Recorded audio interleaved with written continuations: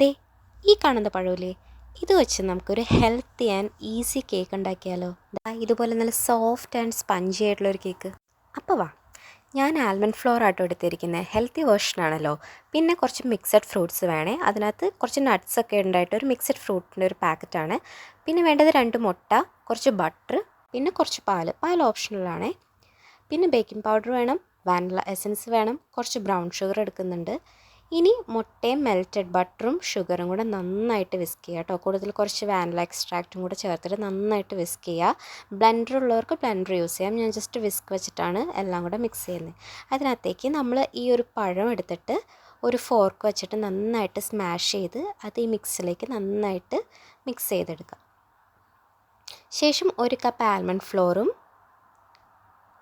കുറച്ച് ബേക്കിംഗ് പൗഡറും കുറച്ച് മിക്സഡ് ഫ്രൂട്ട്സും എല്ലാം കൂടെ ഇട്ടിട്ട് നന്നായിട്ട് മിക്സ് ചെയ്തെടുക്കുക.